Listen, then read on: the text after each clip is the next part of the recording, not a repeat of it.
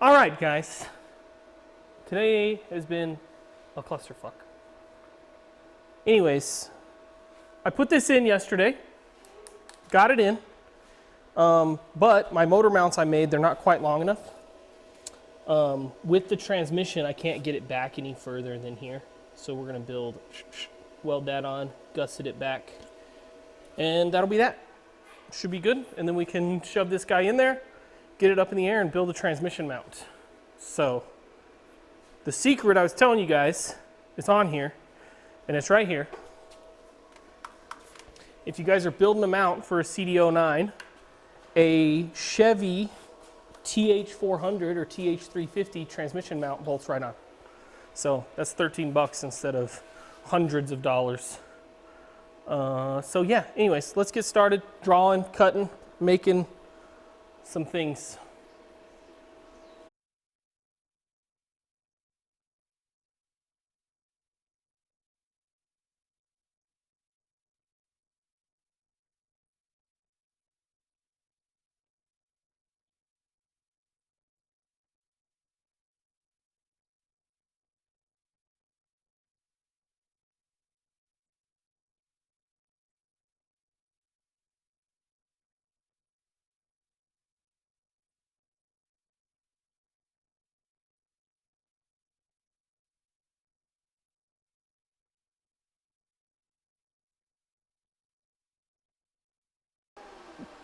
All right, so we got one done.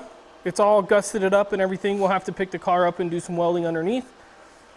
But there it is, it's triangulated on the sides. Now I just gotta make triangles for this one, weld them in. And then the next clip you see, we'll be putting this in. That might be tomorrow, probably won't be today. But yeah, I get these finished up and that'll be good deal. I forgot to shoot this, but the motor's in. We are gonna take it back out because what we're doing is we're just test fitting stuff. And you can see here, let me get you up. Right here, this is hitting. There's another bracket right here, which I talked about taking off, but I didn't. And the problem is it's just tucked too high. It's actually touching the floor of the car. I keep sticking my hand in there. It's full of freaking oil. Oh. But anyways, it's touching up there and I can't pull it down because it's also touching right here on the steering rack. I thought moving it forward that little bit wouldn't be an issue because here we are. Here's our motor mounts. We went from here to here. There to there. Not that far, but we need that extra back to clear this. We have plenty of room here, but we're not clearing on these two items. So we need to cut those out, see if we can shift it back further. Hopefully, fingers crossed, we can. And that'll even give us more room because it's going to move the motor further back. But yeah, so let's go ahead and get this thing out.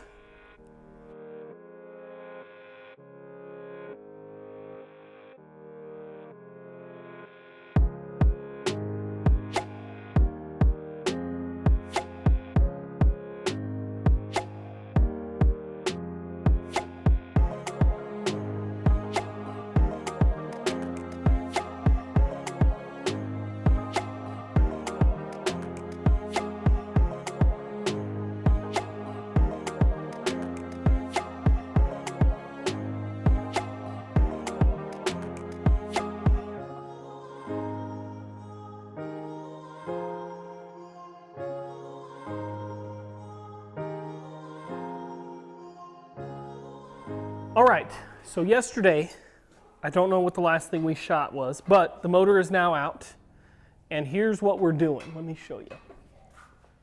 We're building these 1/2-inch spacers. There's one here to space the subframe down from the body a little bit, and again here. So we got to do the other side, one here and one up here. We also bought offset rack bushings that are on their way. But we might have to buy an extender to go here. I don't know. We're just trying to get a little more space because the motor sits on the subframe and on the steering rack here. and then it pushes the transmission up into the tunnel here. So we're just trying to get a little more space up here so the engine can tilt down in the rear a little bit. So yeah, can you see anything, or can you just see the sun? Nope. All right, so anywho, we got to drill these out and put them in.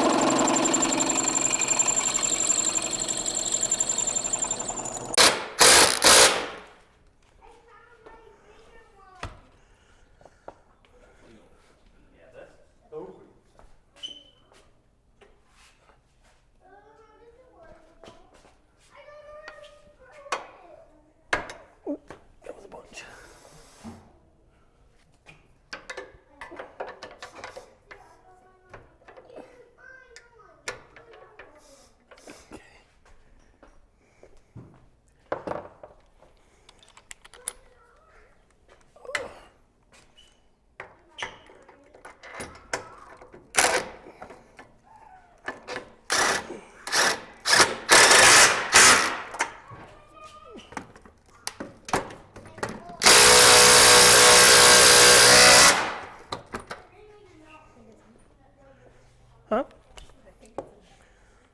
That one was tight. I haven't shot in about a week. I'm continuing last week's video. Hold on, let me make sure the mic's working. Perfect. Things went really good last week, but we still have a problem. The motor is sitting on the cross member. So today, we're taking out the steering rack and we're gonna section the cross member to give the transmission and engine a little more room. But overall, this thing fits in here really well. It's pretty amazing. If anything, it's gonna dive the rear down and the front up a little, which isn't great because that's the side that we need room on. But anyways, yeah, let's get started.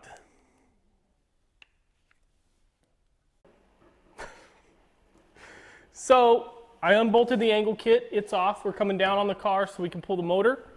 Then we'll finish getting the rack out and then we'll start cutting some shit up.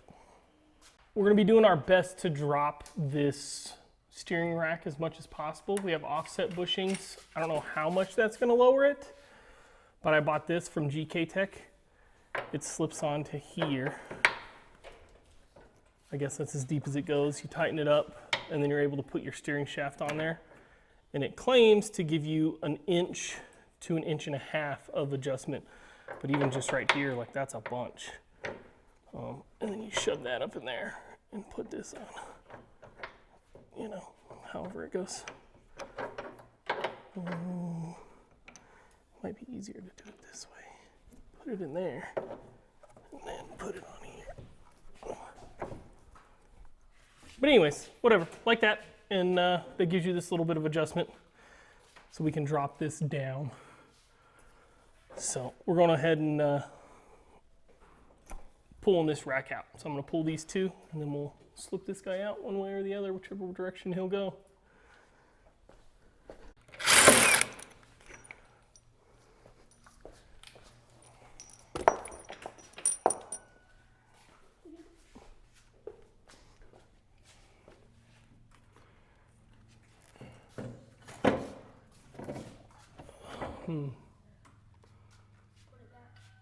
Interesting.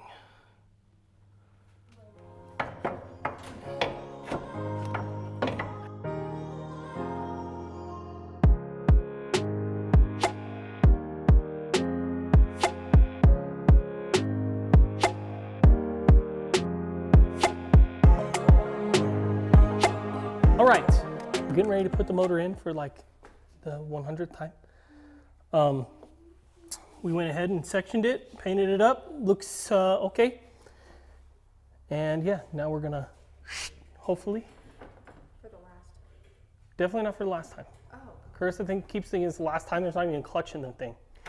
So how the hell is it gonna be the last time? She keeps saying, every time we go put this in, she's like, for the last time? And I'm like, no, there's no clutch in it. And then the next time, for the last time? No, there's no clutch in it. For the last time? No, there's no clutch in it. I'm tired of this. Lord, there's no clutch in it. All right, it's in here, kind of, sort of, ish.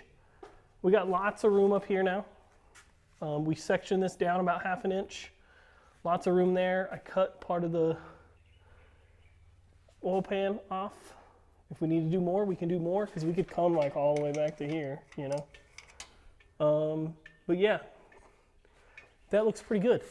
Now, the problem that we have is I bought this shifter bracket bushing, or shifter bracket, not a bushing, and it's hitting the transmission tunnel, so it looks like we're gonna have to cut part of the transmission tunnel out. I don't know if you can see here.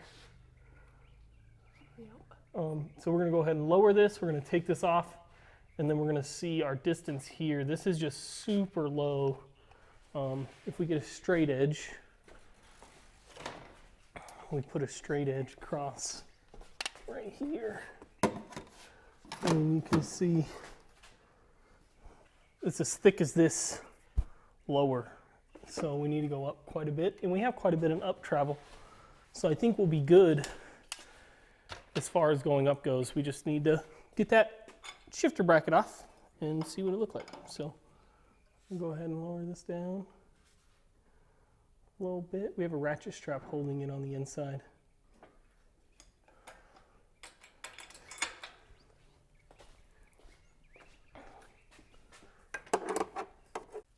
All right, it's in.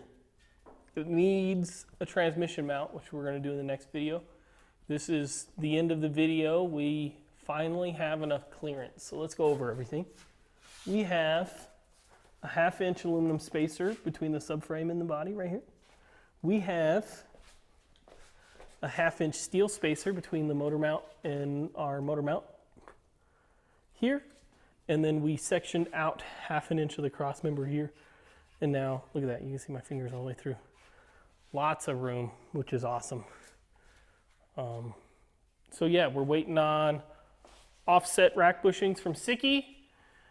Get those, we'll get that back in here. Hopefully that sway bar, wherever I put it. Yeah, I don't know. Wherever I put that, hopefully it'll still fit. If not, like I said, we can always notch a little more out of this pan here. In fact, what we could do is we could probably cut it all the way and lose these bottom 2 bolts, which maybe that's what we'll do when we pull the transmission off. We'll cut all the way this section off, and that'll give us a shitload of room. Are your transmissions up in there now, too? Yeah, so we took the shifter bracket off, and we cut this hole basically as big as we could. It may end up going a little bit bigger, but our transmission is way higher up. It's maybe 1 inch or 2 lower than this. The car's going to get raised when we get the new body kit in, which I haven't told you guys about, I don't think. Maybe I have. Anyways, we have a full Origin D-spec body kit, drift spec body kit for this, along with 55mm overs front and rear. With their shark gills. It's pretty sick looking. So with that big skirt kit dropping the car, we'll be able to raise the car up a little. And so I don't think this will be a problem. And maybe what we'll do is when we build our transmission mount right here, we'll build a little skid plate that can come up and kind of be bent to help protect that. Or maybe we could build one that goes all the way up and bolts up here into the cross member and just protects everything under here. Maybe that's what we'll do. That would be pretty cool. But yeah, so the next episode we'll be buying some steel. We'll be taking this off. We'll be doing a bunch of welding, bolting, figuring a bunch of bullshit out on how to mount this transmission. This, I don't know if I've talked about it yet, but this is a TH400 transmission mount for a GM truck. And yeah, it bolts right onto this CD09. And then we'll just use 1 or 2 of these 2 bolts here. We'll get tube, put tube across, and then just have it bolt in.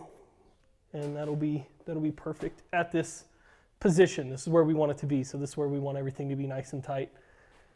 And yeah, that's that. So anyways, that's enough of me talking. Let's get out of here. I'm gonna go swimming at my parents'. I'll talk to you guys later.